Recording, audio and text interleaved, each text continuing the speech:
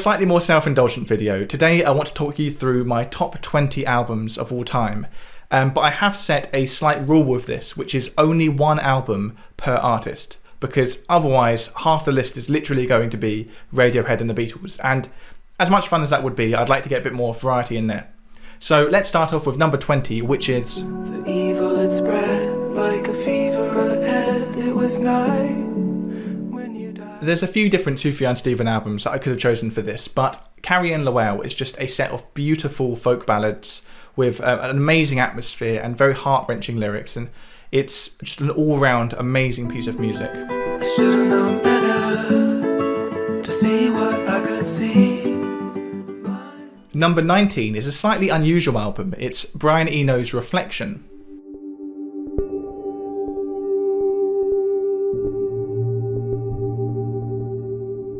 I've always found Brian Eno's ambient music to be the perfect music for concentration, so reading or writing, and it's also amazing music to go to sleep to. So this isn't an album that I'm going to be listening to when I'm driving around or on a run, but if you want something to concentrate to, then this 1 hour piece of ambient music creates such an amazing atmosphere, and it sort of blankets out any other noise around you and allows you to really concentrate on what you're doing.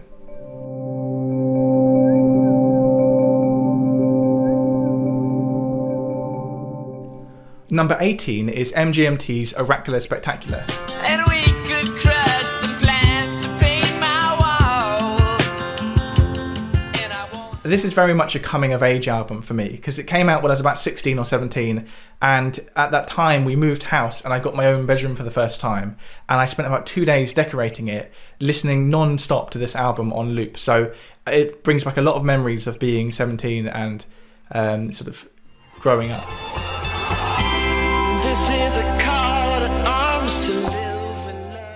So number 17 is quite a switch in genre. It's Giant Steps by John Coltrane.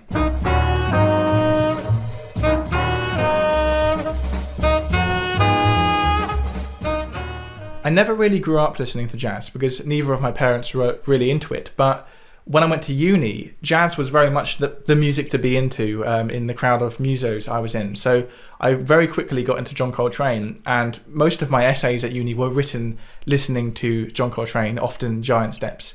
And it's an amazing piece of music that every time you listen to, you kind of find something new in there. And it has such a variety of mood. You've got obviously the intense and now quite famously memed Giant Steps.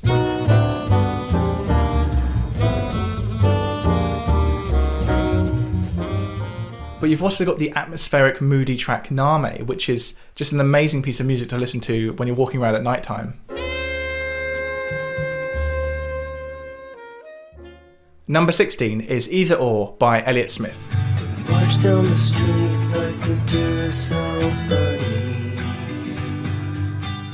Elliott Smith is another one of those artists where I could have chosen a few different albums, but Either Or is just an amazing set of songs, fairly stripped back, often quite lo-fi, but very raw, very emotional, and just beautiful pieces of music to listen to. Another fool or an exception to the rule. You tell me the morning after. Number 15 is Freewheeling Bob Dylan by Bob Dylan. Oxford town, everybody's got their heads bowed down, sun don't shine. Before I really became a piano player, I was very much a guitar player and a songwriter, and Dylan was very much someone who I aspired to be like, particularly his earlier years, his far more folky years. And Freewheeling Bob Dylan is probably the epitome of that sound that I was basically trying to copy. There are so many legendary tracks on this album, but I think my favourites have to be Masters of War. He's thrown the worst fear that can ever be hurled. And Don't Think Twice, It's Alright. The reason I'm a traveling on, but don't think twice, it's alright. Number 14 is 3+3 by the Isley Brothers. Who's that lady? Who's that lady? Beautiful lady. Of all of the albums on this list, this is the one that I've got into the most recently. I think I only really discovered this album about 6 months ago, thanks to the amazing radio DJ Craig Charles. And this album has some amazing funky cover versions as well, including Listen to the Music, which was originally by the Doobie Brothers. Listen to the music. and a song that's almost more famous in its Isley Brothers form, Summer Breeze. Number 13 is Peter Gabriel's So. In this proud land we grew up strong. We were wanted all. This is an album I kind of came across by chance because I was in a second-hand record store and I recognised it, but I didn't really know much about Peter Gabriel, and it only cost £5, so I thought I'd get it. And it turned out that so many of the songs on this album I not only knew but absolutely loved, particularly Big Time, which is such a tune. The place where I come from is a small town. But you've also got Sledgehammer. Sledgehammer. And it's one of those albums which perfectly blends pop music with prog. So it's like the most accessible prog music you could ever imagine. Red rain is coming down. Red rain. Number 12 is Regina Spektor with Begin to Hope. In my mind, all of these voices I hear in my mind. So I mentioned earlier that when I first started out in music, I was very much a singer-songwriter, and I was modelling myself on Bob Dylan. But once I stopped playing acoustic guitar and found myself more on the piano, the songwriter which I was trying to copy was Regina Spektor. Regina has such a knack for heartfelt songs. Whether that's the heartbreaking Samson, You are my sweetest downfall. or something more light-hearted like Better. Feel better, better, better. You feel anything. Regina Spektor is another one of those artists where I could have chosen a whole bunch of different albums. Everything she writes is just oozing with creativity and personality. We ate boxes of tangerines, so cheap and juicy. Number 11 is Sometimes I Sit and Think and Sometimes I Just Sit by Courtney Barnett.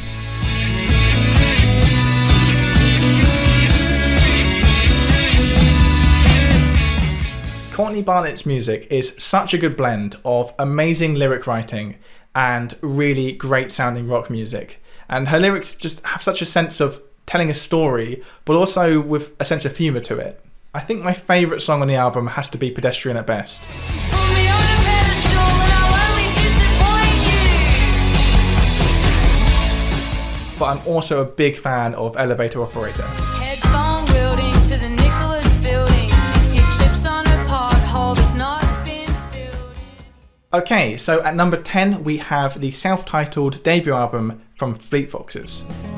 Come back home, back on your own now. Fleet Foxes somehow managed to create a new type of music by combining basically indie folk with Gregorian plain chant. Like, this album has such a sense of atmosphere with those reverb-laden harmonies and such an array of different instruments and often quite unusual structures as well. I love so many songs on this album, but I think one of my favourites has to be Blue Ridge Mountain.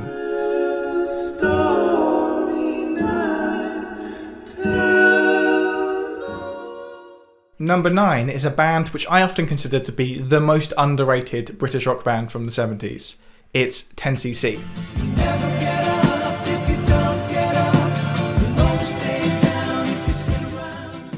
There's at least 3 or 4 different 10cc albums that I could have put in this spot, but I chose to go with How Dare You. 10cc are one of those bands who looked at the studio inventiveness of a band like the Beatles and just took it to a whole new level. Tracks like I'm Mandy Fly Me and I Wanna Rule the World have such a distinctive, unique sound to them. I think you'd really struggle to find a band who sound like 10cc. As my heart began to fall.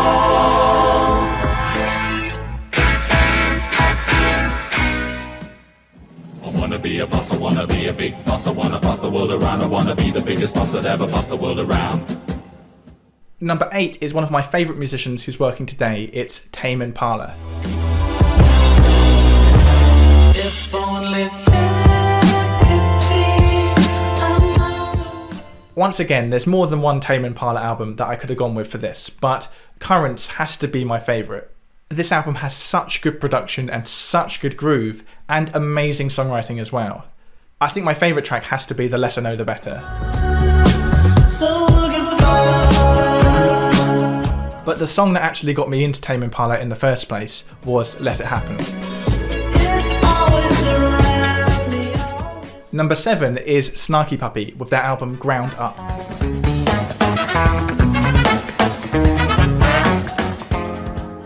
If you're a musician and you've never listened to Snarky Puppy before, you need to amend that, because they take musicianship to a whole new level. And albums like Ground Up, the most amazing thing I find about them is that they were recorded live in front of an audience, and you can actually watch the video of it being recorded live. Like, how many classic albums can you listen to and actually see the music being created in real time? The track that initially just absolutely hooked me on Snarky Puppy is Thing of Gold.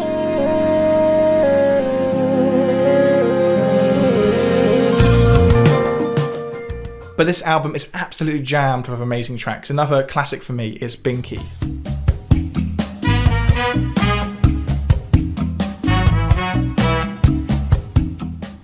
Number 6 is an absolute classic. It's Dark Side of the Moon by Pink Floyd.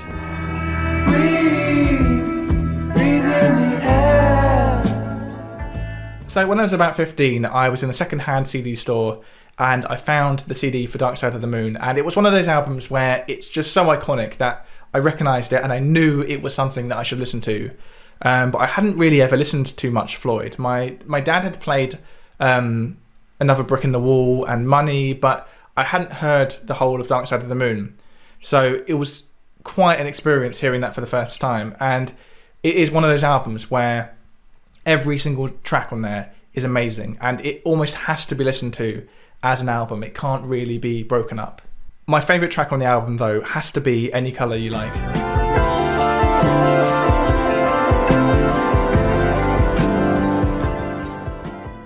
Right, we're into the top 5 albums now. And at number 5, we have one of my favourite songwriters working today, Father John Misty, and his album Pure Comedy. Lord, just a little more time. On the surface, Father John Misty's Pure Comedy might just seem like a nice collection of folk rock songs, but if you listen a bit more closely to the lyrics, you'll find that really it's a concept album written from the point of view of a folk singer living maybe 100 or 200 years in the future. The opening track, Pure Comedy, sort of sets the concept up by talking about how absurd the human experience is. Now that's what I call pure comedy. But then most of the other songs on the album discuss other elements of how modern life has corrupted or ruined humans. Total Entertainment Forever talks about how virtual reality could be the end of humanity. Betting Taylor Swift every night inside the Oculus Rift. Things It Would Have Been Helpful to Know Before the Revolution talks about a revolution caused due to the effects of global warming. It got too hot, and so we overthrew the system. Is there's no place? And Birdie talks about how technology could eventually fix but also ruin humanity. Culture devoid of gender or race.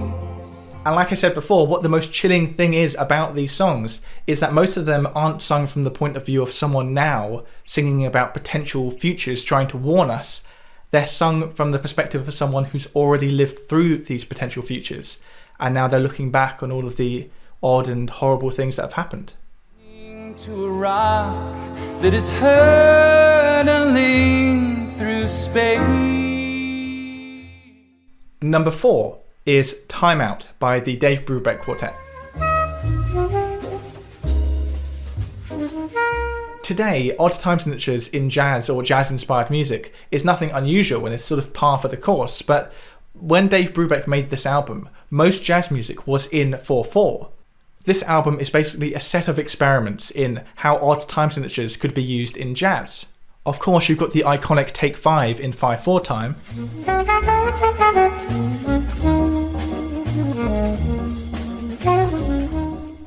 But you've also got Blue Rondo a la Turk, which is in 9/8 time.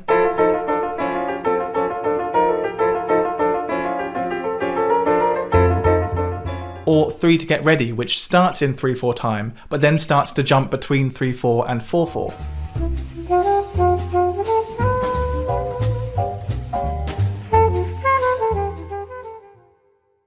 So we're now in the final 3.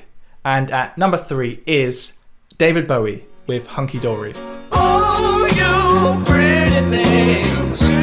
Don't you know you're driving your... Even back in 1971, at the beginning of Bowie's career, he's already making an album that changes the way that other people make music, that sounds like nothing that's ever been made before, that has colourful poetic lyrics.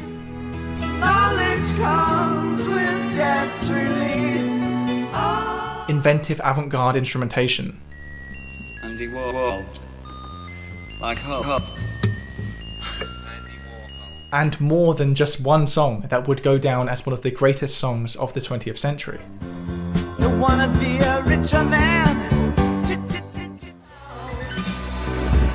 Is there life on Mars?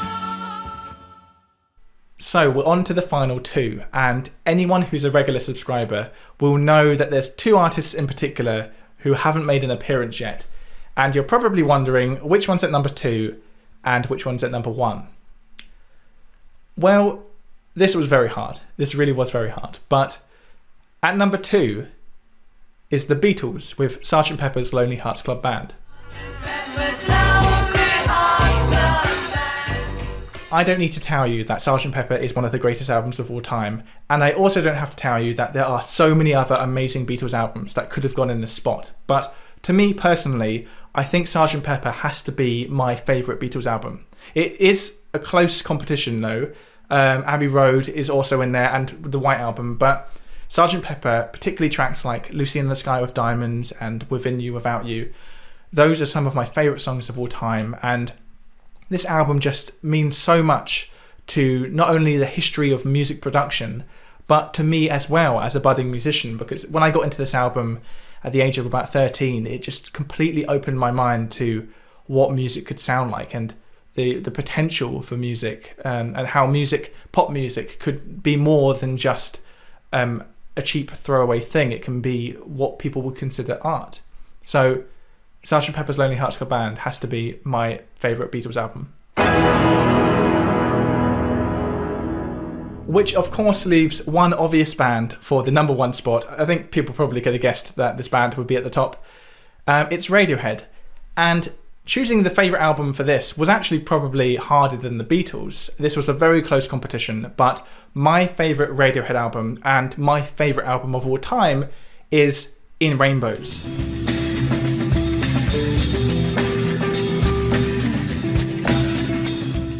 Although I now own this album as a physical, when I first got it, I got it as a download on that pay what you want scheme. And I got it on my iPod, and that day I had to do my paper round, which was basically 3 hours of dropping off advertising newspapers that no one really wanted. So it was a really boring trek around a whole bunch of streets. But that afternoon I listened to In Rainbows 4 or 5 times on a loop. I literally just had the whole thing on a loop, and I loved every single track on it. I remember just falling in love with the atmosphere of the tracks and the grooves of the track, the groove of 15 Step.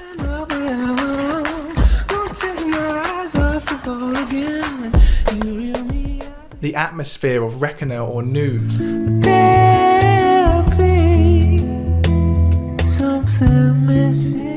The hypnotic rhythm of Weird Fishes.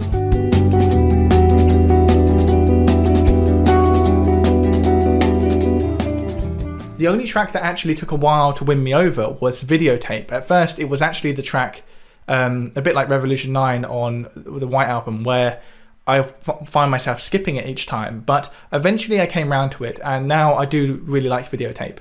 But yeah, that is a hard decision to make what your favourite Radiohead album is, but In Rainbows is mine.